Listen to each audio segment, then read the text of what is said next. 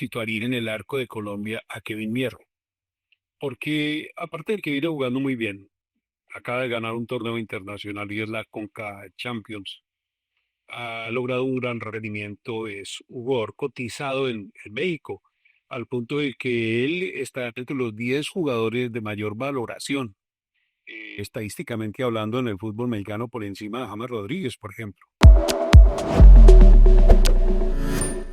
Un saludo muy especial para todos nuestros amigos y seguidores de quienique.com. Soy David Palencia y como siempre saludándolos en este espacio digital, hoy con un invitado muy pero muy especial y es el periodista deportivo Esteban Jaramillo, que nos acompaña acá en estos micrófonos para hablar y hacer un análisis de lo que será el partido de la selección Colombia contra Perú el próximo viernes en la ciudad de Barranquilla.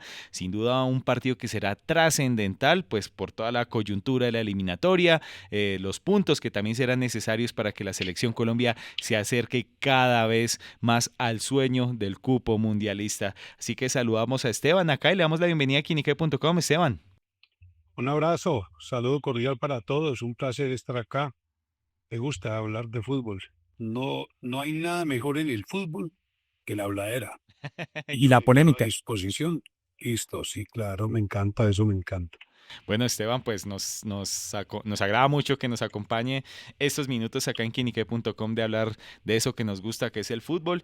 Y bueno, pues empecemos justamente por lo que será este partido que afrontará la selección Colombia contra Perú y haciendo un análisis de pronto a grandes rasgos, ¿cómo percibe a la selección Colombia de cara a este partido, con la convocatoria, con algunas bajas y cómo es esa visión de la tricolor frente al combinado Inca? Me pasé martes, miércoles y jueves y medio viernes de la semana pasada pensando qué podría pasar en el partido París Saint-Germain e Internacional de Milán en la final de la Champions.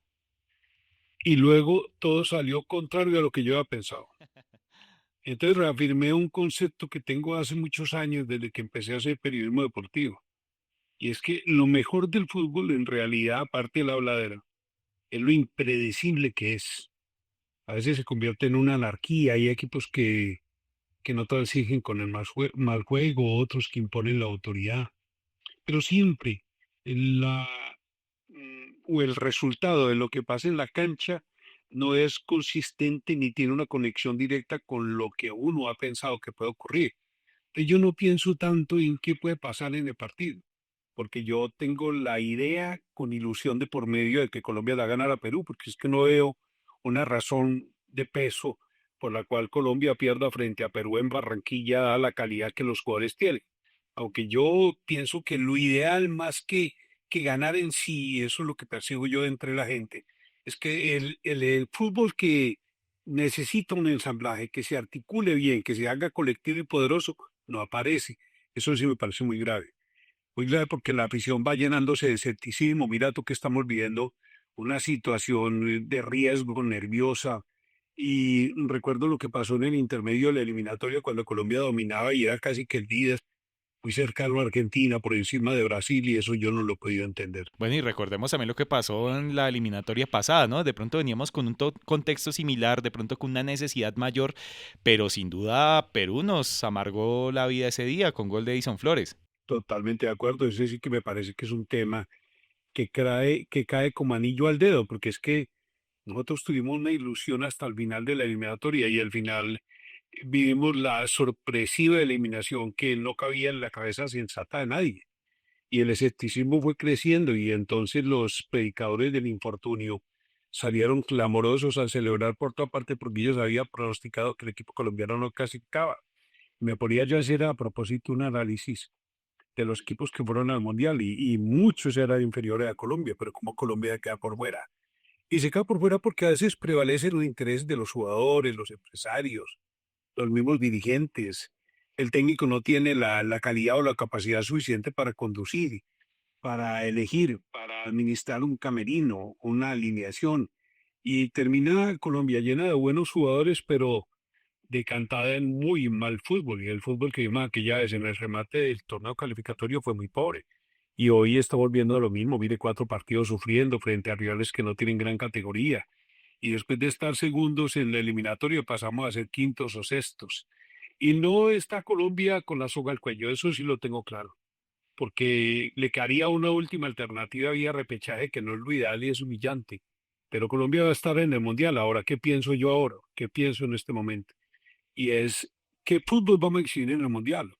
Porque ¿para qué ir a un Mundial Ujú. si Colombia no ha tenido unas buenas presentaciones? Yo creo que los objetivos máximos están en el Mundial y ya Colombia demostró con Peckerman, sobre todo en 2014, que tiene fútbol para aspirar a algo grande.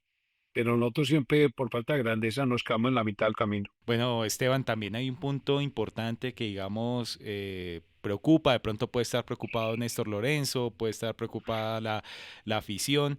Y bueno, para este partido no se contará con Lucho Díaz, debido a la tarjeta amarilla, la sanción que recibió frente al partido contra Paraguay. ¿Y quién cree que puede ocupar ese puesto? ¿Cómo analiza de pronto que sin duda pues Luis Díaz se ha convertido como en un eje muy importante de la selección en los últimos partidos? Yo creo que Luis Díaz en la selección no es ni la muestra de lo que es en Liverpool. Y generalmente el público en Colombia se decanta con una gran expectativa muy positiva frente a la importancia que Luis Díaz puede tener en cada partido y no la tiene. Ni en el gol, que es muy ocasional, porque él no es un goleador constante, sino un goleador rachero, ni en la elaboración del juego, ni en la participación colectiva en favor del equipo. Yo creo que Luis Díaz de Liverpool o vive una deuda muy grande con la selección, no me preocupa, porque el equipo colombiano tiene jugadores con los cuales desempeñarse en ausencia de cualquiera de las figuras. En Colombia no puede haber un jugador indescartable, ¿no? Ahora, siempre he creído que con el paso del tiempo se tienen que ir consolidando los procesos, pero yo veo que en Colombia no hay proceso. En Colombia se citan los jugadores por la rosca que maneja Lorenzo a través de los caciques de Camerino, y todos sabemos que el cacique del Camerino aquí es James Rodríguez. Ujú. Y seguramente tendrá que buscar una alternativa no nominal, sino una alternativa funcional. Me explico, no un jugador por otro. No, no se trata de eso. Se trata de un jugador que haga una función y que releve otra función que no ha sido efectiva. Entonces, acá se ve el fútbol de otra manera. Yo cambio a Pedro por Pablo, pero no pienso en que Pedro me da esto y Pablo me quita aquello. Ujú. Entonces, Luis Díaz abre mucho el juego por la banda, hace fútbol interior, pero realmente se vuelve muy improductivo porque él no juega asociadamente, excepcionalmente lo hace con Mojica o con Arias cuando cae ese sector. A mí no me apetece predecir entre fulano, sale sutano. Yo iba a la expectativa de lo que el técnico pueda aportar.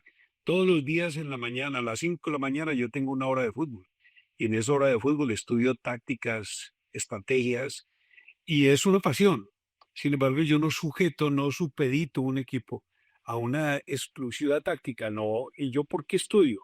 No porque quiera ser entrenador, porque yo aún vino los entrenadores de micrófono y en Colombia hay muchos. Ujú. Yo quiero ser un evaluador de conductas de los entrenadores. Entonces yo estoy a la expectativa de qué es lo que Lorenzo nos va a mostrar dentro de una nómina que él dice y yo pienso lo mismo, con excepciones, que es la mejor que tenemos para poderla mostrar. ¿Tú no has notado que cada vez que abre una convocatoria a la selección, los periodistas, dado de que el técnico no suelta prenda y es hermético y no explica nada ni crea expectativas, los periodistas empiezan a promulgar nombres Ujú. especulando con que viene fulano, que ya hay una versión que dice que a Sutano ya lo notificaron de que va a estar en la selección, una y otra cosa. Y cuando esos jugadores que los periodistas anuncian no llegan al combinado nacional, inmediatamente le emprenden contra el entrenador porque está equivocado en la elección. Si tú me permites, yo te cuento una anécdota, no sé si estás bien de tiempo. Claro que sí. Una vez yo iba a transmitir en Caracol. Yo trabajo mucho ahora streaming, me encanta y transmitir por el streaming y estar vinculado porque ese es el mundo digital hoy está dominando los medios de comunicación. Y ustedes lo viven ahí, el serie qué. Sí. Mira esto, yo estaba a la expectativa del partido. Entonces empecé a rastrear porque soy un obsesivo en ese tema. Mientras empezaba la transmisión nuestra que arrancaba casi que a la hora que empezaba el partido. Colombia iba a jugar contra Ecuador en Quito. Empecé a rastrear radio en un pequeño aparatico que tenía. Y empecé a buscar emisora y encontré una. Había un periodista amigo mío que le estaba preguntando a los compañeros del de transmisión, que eran 6, incluido el locutor. ¿Tú qué opinas de la nómina que hoy convocó el técnico Queiroz? Y todos conceptuaron que era la nómina ideal, que era el equipo de más probabilidad de acierto o triunfo que podía tener Colombia. Terminado el partido, concluimos nosotros la transmisión, nos despedimos, listo, chao. Fui a buscar el radiacito para rastrear reacciones en el dial. Encuentro la misma emisora y todos los periodistas al tiempo estaban, al tiempo no, pero estaban opinando en un consenso que había en la cabina de que el problema de Colombia por el cual recibió 6 goles en contra fue porque el técnico armó mal el equipo, porque el técnico alineó mal el equipo, porque el técnico eligió mal el equipo. Entonces llegó como así. Antes del partido el equipo es el mejor y después del partido el equipo es el peor. Entonces yo pienso que los técnicos a veces se prestan para ese tipo de manipuleo que se produce a través de los medios de comunicación. Mire que este tema que estamos tratando es bien interesante. Bueno, Esteban, también volviendo un poco al tema de Lucho, ¿usted considera que él se ha vuelto ya muy predecible? Ya sabemos que va a enganchar por su perfil derecho, ese perfil cambiado, entrando al área, y de pronto es algo que sigue intentando, pero que no se corrige pronto en la selección para hacerle como la vida como tan fácil a los rivales. Como estamos conversando chévere, de manera coloquial los dos, yo te pregunto algo. ¿El problema es de Lucho o el problema es la forma en que se articula el juego sobre la banda izquierda por parte de Colombia? A mí me parece que la articulación del juego. Esa, me encanta que me digas eso. Pero me encanta, porque me da a entender de que tiene mucha claridad. Sin ir a ese extremo que tanto se está criticando ahora, de la nueva nomenclatura a la que asiste una nueva generación de periodistas ante el influjo que unos veteranos han tenido sobre ellos, dando a entender que el fútbol es física cuántica, es la ciencia aplicada al fútbol y al balón. Yo leí en estos días una frase de Albert Camus Ujú. y decía, cuando yo era portero, yo no sabía por dónde me aparecía el balón ni qué efecto traía. Pero ahora como todo se volvió zona 14, mapa de calor, eh, cómo es que llaman? Principios de los principios. Alguien dice que la BP, Sí, sí, ahora dicen a usted el jugador está en tres cuartos de cancha, juega detrás del 9 o no sabía cuál era el 9 no, ahora el 9 tiene el uno. Y en el pasado el 10 era el jugador más clamoroso, ujú, el jugador de más talento. Ahora el 10 puede tener el 100. Y el 10 se caracterizó por ser el dorsal de los mejores jugadores que el fútbol ha producido. Entonces me encanta lo que tú me dices, porque veo que estás viendo todo muy simple. Johan Cruyff decía, lo más difícil del fútbol es hacerla fácil, pero la gente no hace la fácil. Entonces, ¿qué es lo fácil? Denle libertad al equipo para que juegue, pero sujételo a una táctica elemental que haga que el jugador crezca a través de los compañeros que lo rodean. ¿Sí ve? Entonces, hay cuadrados mágicos que se arman en la cancha. Entonces, mira un cuadrado mágico fácil de entender. Hay un volante atacante, hay un atacante que se llama Luis Díaz. Hay un centro atacante que puede jugar cerca de él en ocasiones, en una rotación, una dinámica de movimientos que hay en ataque. Hay un mediocampista que se asoma por ahí donde está Luis Díaz como alternativa para él, como apoyo que se llama Jun Arias. Y Ujú. hay un marcador de punta que se llama Mujica, que tiene una salida al ataque muy clara. Es un algo interesante cuando se proyecta ofensivamente. Usted arma ahí un cuadrado. Y usted puede armar el otro cuadrado por el lado opuesto. Pero a mí me llama la atención una cosa. ¿Por qué en el lado opuesto el que se le acerca a James disminuye su rendimiento para que crezca el de James? Eso no lo entiendo. ¿Por qué James va a buscar como Quintero, en ocasiones como Cardona en Nacional, zonas despobladas, inactivas, donde tienen mayor comodidad y donde tienen menor riesgo de perder la pelota y no van a vivir el choque o la fricción? ¿Por qué no se comprometen en zonas de ataque? Entonces digo, ¿por qué Cardona no juega detrás del 9? ¿Por qué James no juega detrás del 9?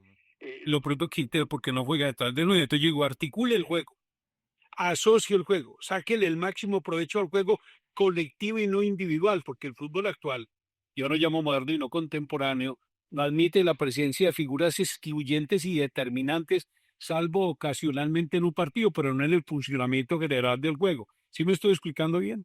Total, total. Y más o menos, Esteban me hace pensar justamente lo que pasa en la banda contraria con John Arias, porque uno vemos a John Arias también como con esa mayor libertad justamente en el Fluminense, pero cuando llega aquí a la selección Colombia no brilla tanto también como por lo mismo, ¿no? Como que se sujeta a ciertas funciones, no vemos como ese John Arias libre que digamos que a grandes rasgos, pues es lo que, si yo tengo esas características de ese jugador, pues Lorenzo también debería darle esa libertad para que se articule mejor el juego y él tenga mejor provecho para la selección. Sí, hombre, son descrestadores los técnicos.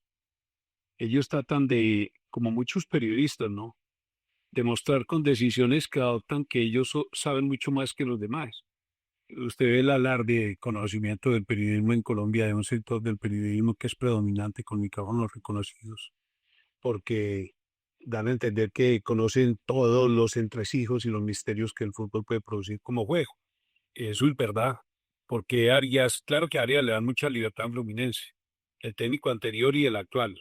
Y usted ve que indistintamente Arias aparece en cualquier posición de ataque, relevando un jugador en un sector o en el otro. Y está liberado un poquitico de las responsabilidades, un poco, ¿no?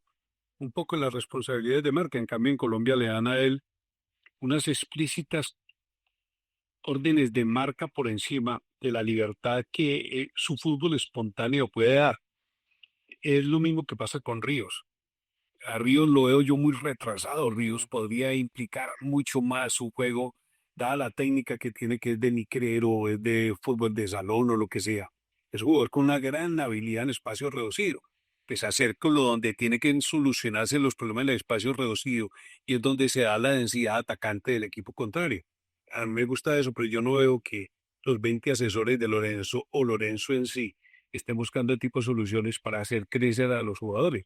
Es curioso, pero si tú miras desde el comienzo de Lorenzo, en este proceso que yo digo no es proceso de la selección porque no pasa de ser una elección de jugadores periódica o circunstancial de acuerdo con cada partido y no de acuerdo con las características del rival. Por eso es que la gente se disgusta diciendo que están escogiendo la rosca o la rosca de Lorenzo, la rosca de James o la rosca de los empresarios, la rosca de los directivos. Entonces, yo digo, a los jugadores hay que llevarlo a una selección, a sacarle el máximo provecho para que ellos se muestren, se coticen y jueguen el favor del pueblo colombiano, porque si usted le pregunta a un jugador, ¿usted está jugando por qué? Eso, porque yo amo mi país, no está jugando por plata. Claro, es su trabajo. Total. De pronto viendo un punto también que me preocupa mucho y es el arco. Vemos que esta vez Néstor Lorenzo ha llamado pues a Camilo Vargas como siempre, a David Ospina, la novedad es Kevin Mier del Cruz Azul, pero pues siempre hemos visto que Camilo Vargas ha sido el portero titular, pero no está aparentemente al 100%. De pronto así jugando como lo hacíamos ahorita también un poquito a la especulación. ¿Usted cree que le puede dar a Camilo Vargas con estos días de trabajo para que llegue con ritmo y sea titular en la selección o apelará a la experiencia de Ospina pues más allá de sus años en selección? Si yo fuera el encargado, y no lo soy, y respeto mucho las decisiones del técnico, de alinear a un determinado jugador o a un grupo de jugadores, yo situaría en el arco de Colombia a Kevin Mier, porque aparte de que viene jugando muy bien, acaba de ganar un torneo internacional y es la Conca Champions. Ha logrado un gran rendimiento, es un jugador cotizado en México, al punto de que él está entre los 10 jugadores de mayor valoración, estadísticamente hablando en el fútbol mexicano por encima de James Rodríguez, por ejemplo. El jugador que Mier es buscado hoy por grandes equipos de Europa. Tiene un porte con una estatura cercana al 1,90 que le da una perspectiva muy distinta para ir al viejo continente, porque la tendencia en Colombia o la norma casi que en Colombia es la del arquero es de 1,83 a 1,86. Y en cambio a Europa van los arqueros que tienen 1,90 o mucho más porque a ellos les gusta el guardameta que ocupa el arco, que extiende las manos y salta y ocupa todo el arco como fue Armani, por ejemplo, en Nacional, maravilloso y milagroso, o como es Dibu Martínez, que causa sensaciones adversas dentro de los hinchas contrarios de Argentina, o al Aston Villa, pero que uno tiene que admitirlo con objetividad, que es uno de los mejores guardametas que tiene hoy el mundo. Son jugadores que rinden mucho. Yo garantizaría la seguridad en el pórtico, yo no arriesgaría ni con Camilo ni con David. Y yo creo que incluso debió llevar a Montero a mi juicio, porque se habla mucho de lo que Montero hizo en Manizales en el partido Millonario Once Caldas, pero yo estaba allá, yo estaba de visita por esos días y vi el partido.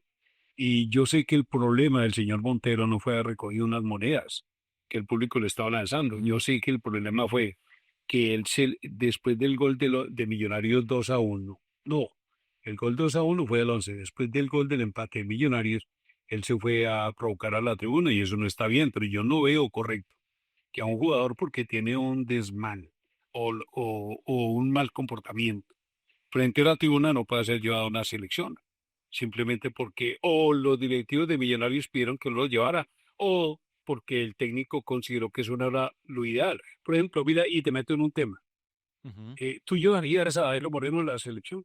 Sí, por el presente, yo soy de los que miro jugadores que tengan esas características, que me aporte a una necesidad que estoy, valga la redundancia, necesitando. En este caso de Dairo Moreno, que está convirtiendo los goles, está haciendo físicamente bueno su rendimiento también, yo lo llevaría. ¿Y te importaría un pito que él públicamente reconozca que después de cada gol y cada partido, con triunfo o empate, se va a ver 3 días? Sí, no, pues ahí sí, ahí tiene tanto de largo como de ancho. ¿O tú pensarías como Hernán Peláez, el destacadísimo periodista y opinador, que lo que le molesta a Dairo Moreno no es que se emborrache, sino que no lo invite a beber? Puede ser también. Que no te invite a ti a beber, ¿a ti te gustaría ir de rasca con Dairo Moreno? De pronto.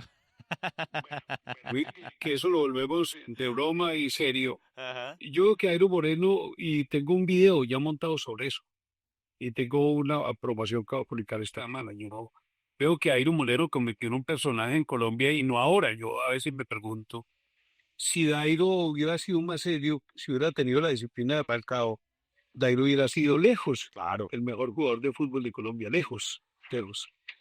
Seguramente no el mejor jugador, pero sí porque yo hago un discernimiento respecto a eso. Yo digo, ¿qué es el mejor jugador y qué es el mejor goleador? Porque para mí el mejor goleador que ha tenido Colombia, al margen de que la estadística sea favorable a ellos, es Falcao García, por la forma en que Falcao hacía los goles, dónde los hizo, A con los qué equipo los rivales, hizo. porque una cosa era Claro, a los marcarle al rivales. Real Madrid y Claro, otro claro, acá claro, al Cartagena. claro. Y Dairo sí los hace acá. Se lo hace a la Unión, al Cartagena, a Águilas Doradas, le hace Envigado. En cambio, Falcao hizo un recorrido maravilloso por todo el mundo que nadie podrá desconocer.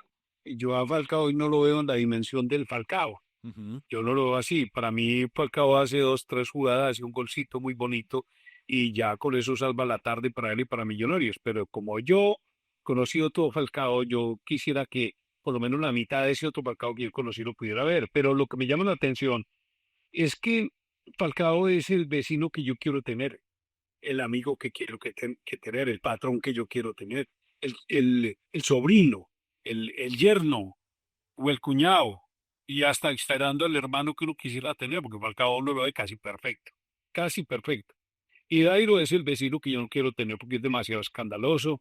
Yo no quiero tener a Dairo como novio de mi hermana porque le da mala vida, porque vive borracho. En fin, un montón de cosas de Dairo, pero a veces como el fútbol, mi hermano embellece, perdona pecados, gradúa. Usted no ve que cualquier papanatas aparece por ahí de dirigente de un equipo al otro y le están diciendo doctor. Y usted no se acuerda que el Chigüiro de Erites decían que era muy bonito porque jugaba fútbol. Y Leonel Álvarez no es pues una predisposición en en materia de modelaje, pero es un técnico de fútbol reconocido. Uy, ese músculo, me dijo una amiga en estos días, ese musculoso de Lionel. Y Ujú. a usted que el fútbol embellece. Entonces, Totalmente. yo digo, entonces, usted a Dairo, ¿llevan o no lo llevan a la selección? Yo que veo en la selección, no hay gol, no hay gol Exacto. y yo busco el goleador. Entonces veo que hay un jugador que hace goles con cierta frecuencia que es Borja y no lo llaman. Y no lo llaman porque es inadaptado al vestuario. ¿Sabías tú que Dairo es muy adaptado al vestuario? Que Dairo, donde estuvo, lo quieren, Ujú. que en el camerino de Once Caldas, a pesar de que él es tan regallón en la cancha, los jugadores lo aman, de que él no es un disociador, un jugador tendenciero, un jugador provocador en el interior del camerino. No, Dairo, cuando van a Letras a hacer el entrenamiento de pretemporada en el 11 o la adaptación física en medio de la competencia, Dairo puede haber bebido la noche anterior porque es un privilegiado. Y es como Marco Pantaleón, un ciclista muy famoso que hubo Sí. en Europa al comienzo del siglo. Se iba, le sacaba 3 kilómetros a los rivales y se paraba a esperarlos. Y así es Dairo. Se llama Letras, va y espera por ahí arriba y todos llegan donde él va, extenuados van y él vuelve y arranca. Y se vuelve por ellos.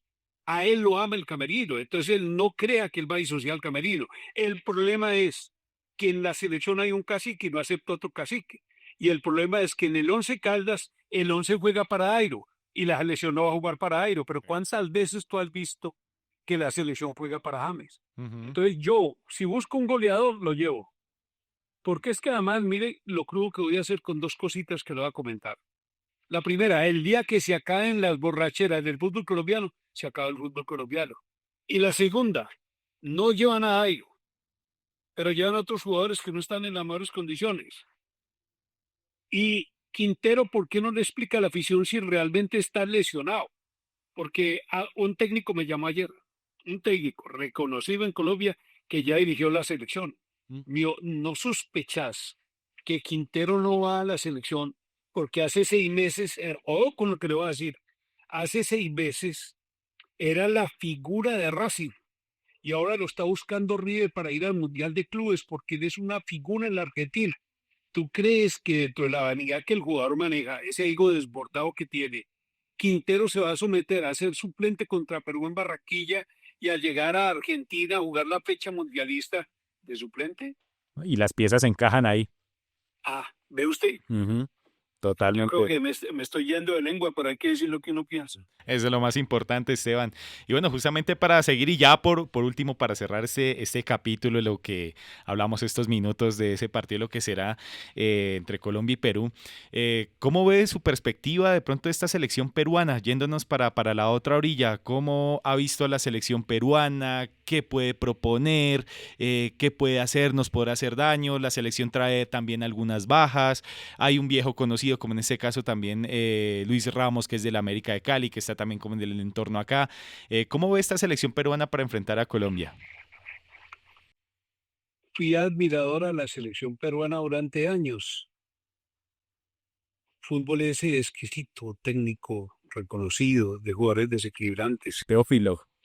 Inmediatamente me viene a mí a la cabeza aquí Sotil, Velázquez, Velázquez, el poeta de la zurda César Cueto, Julio César Uribe, Teófilo Cubillas, eh, tantos jugadores, Johan Fano, que fue campeón con el Once y campeón con Nacional, jugadores espectaculares, pero de aquella fortaleza técnica colectiva que había en Perú hace 40 años, no queda sino ruinas. Y el punto de quiebre de ellos, acuérdate, fue cuando se cayó el avión de la Alianza Lima en las Ujú. inmediaciones del aeropuerto de Lima y se murió una generación y no la pudieron rectificar o actualizar o mejorar o reemplazar. Y la indisciplina de los jugadores ha terminado haciendo demasiado daño. El fútbol peruano no es un fútbol altamente competitivo. Esos virajes que dan a la dirección técnica de la selección constantemente no aportan ni favorecen en nada. Y adicionalmente los jugadores van tratando de defender sus propios intereses y de su parcialidad y no defender los intereses en general de los peruanos.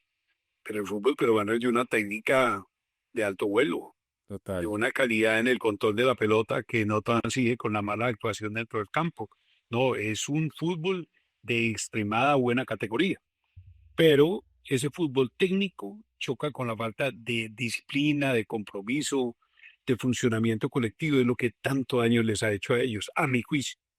Pero hombre, ver jugar a los peruanos tocando la pelota es de mucho agrado para uno porque le llenan la vista de fútbol, pero no de buenos resultados. ¿Le cuento una anécdota o no? Claro que sí, cuéntala. Cuando Freddy Rincón hizo el gol del empate de Colombia contra Alemania, hace poquito me llamó un amigo que está escribiendo un libro en Miami. Y me dijo, hermano, ¿cuánto me cobra para que me escriba un artículo sobre el gol de Freddy Rincón? Usted estaba allá. Y no, yo no estaba ahí en el estadio. Entonces, ¿dónde estabas? Y yo en ese momento estaba en las islas, porque yo estaba por RCN y entonces nos repartían para transmitir partidos. Yo me preparaba para transmitir Inglaterra contra Holanda. Entonces estaba viendo en la sala de prensa el partido. Mis compañeros de RCN estaban transmitiendo Oscar Restrepo, cuando yo estaba, no sé si el mundialista, creo que el mundialista Pachi Andrade. Ellos estaban en la cancha, estaban transmitiendo. Y yo viendo el partido y de pronto cuando Freddy Rincón, yo ya escribí el artículo, me quedó muy bueno y lo voy a incluir en un libro que estoy haciendo también. ¿Qué pasó en el gol de Freddy? Porque yo hice una gran amistad con Freddy y Freddy me contó todo lo que él sintió con ese gol desde que recibió la pelota hasta que vino y después cuando volví en sí, porque él estuvo en piloto automático desde el momento en que incorporó el balón a la red de los alemanes. Y entonces, cuando Freddy hace el gol y se produce la explosión y el grito de todos los periodistas latinos que estamos a la expectativa de transmitir el partido siguiente del Mundial, yo me abracé con la primera persona que encontré. Y brincábamos como brincan los argentinos, los jugadores hoy en día cuando lograron un título, con el cuento aquel de que el que no salte es una gallina. Y saltábamos y saltábamos cuando yo pronto volteé a mirar el rostro de la persona y era el nené Teófilo Cubillos. Wow. Sí, son buenas anécdotas. Claro, bueno, sin duda, lástima que el fútbol peruano ya pues carezca de esas figuras, sin duda pues también otras tantas que pasaron aquí por nuestro país, especialmente, bueno, Cueto también, ahorita más reciente, bueno, lo tengo muy presente obviamente lo que es hasta ahora ese comienzo de Luis Ramos en América de Cali, y pues bueno, no queda más sino esperar la hora del partido. Tuvimos estos minutos con Esteban Jaramillo haciendo también un recuento de lo que será este partido y por supuesto ese análisis y su perspectiva de lo que será este juego el próximo viernes. Así que bueno, Esteban, pues gracias por estar con nosotros acá en quinique.com compartiendo estos minutos y lo que nos gusta de charlar de fútbol. Y es lo mejor, pero no me diga don. No me diga don porque el don es el de las mafias. Wow. Y bueno, y aparte de eso, pues yo tengo el deseo de que Colombia gane el partido con Perú y tengo una expectativa muy positiva y mucha confianza. Mucha. Pero no sé por qué. Hoy estaba escribiendo un artículo que me pidieron sobre Argentina, el fútbol argentino. Y los argentinos nos trajeron la gambeta, el fútbol técnico, la rapidez en el control del balón, la alegría de las tribunas, ese ambiente contagioso que hay en las calles. Los argentinos, dicho de alguna manera, nos enseñaron a jugar en la época del Dorado. Y uno termina admitiendo cuando Argentina es superior a los demás, como ocurrió en el pasado campeonato del mundo, termina admitiendo que Argentina es un país maravilloso en materia de fútbol. Pero yo no sé qué morbo despierta Argentina que uno desea que todo el mundo le gane. Entonces yo tengo un deseo de que Argentina pierda con Colombia. Pues esperemos que Y ese es... espero que así sea, porque es que Colombia tiene con qué ganarle a Argentina aquí y allá. Pero no has visto, tú lo ves y la gente lo ve, que la mayoría de las veces el rival no le enreda el partido a Colombia, sino que es Colombia la que se enreda los partidos.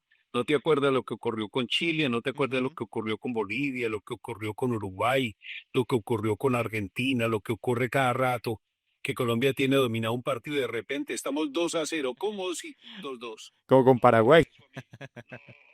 No, eso me molesta demasiado. Es la inmadurez, es la falta de grandeza, eso sí que nos ha hecho grande, que le dan daño a nosotros en el fútbol. Pero mi hermano, siempre dispuesto para ustedes.